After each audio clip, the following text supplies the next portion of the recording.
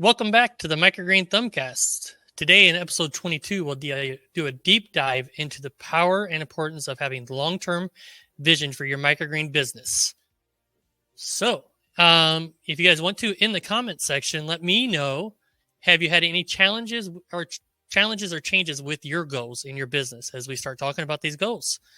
And then we'll get to your answers as we go along, your questions as we go along and answer them. So let's begin by understanding why long-term goals are so critical. They're just not targets. They're guiding stars for your business journey, strategic directions, having a vision for your business, and leading supplier in the 100-mile radius is our goal, is leading supplier in 100-mile radius within the next 5 years. We set a clear strategic direction, but it does not have to be a 5-year goal. Building a microgreen business as a side income can be, hey, I want to make $10,000 per year. It's about defining success on your terms, not anybody else's.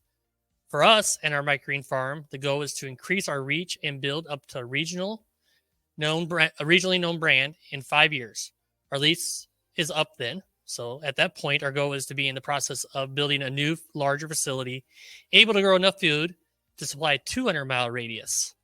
Andy, do you mind sharing one of your long-term goals and vision for Fresh Source Farms?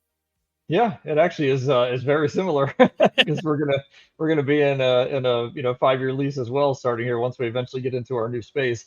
So once that's accomplished, that's our plan. Is we're going to start to tackle some of the bigger distributors around us, get our GAP certification finalized and over with, and then that way we can kind of tackle whoever we need to go after.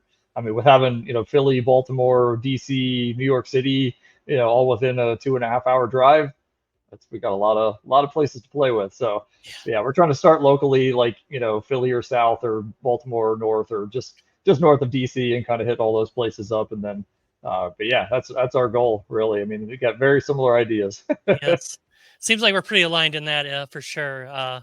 Moving to the larger facility gives you a lot more to play with, a lot more room to grow. Yeah.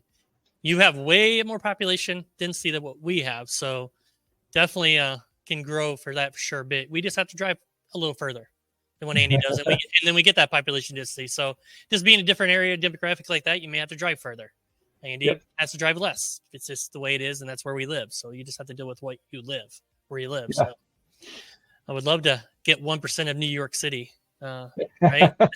Yep. That'd be a very good business.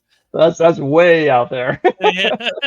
I'd be on the verge. It would have to be well worth my time to send somebody all the way up there. But we can get logistics involved and have, a company of some kind that's taking our stuff all over the place. Yep. Why not? So yeah. And once you get in that facility, you're going to have that ideas. You're going to have that ability once you're in a bigger facility, right? To be able to have somebody come with a pickup truck, a big truck, and pick up your stuff and ship it out. So that's going to be awesome.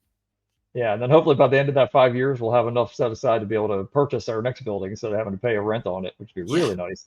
So that'd be good. You build the building and then you build it big enough to have a tenant who pays for the building. Yep. That's my goal.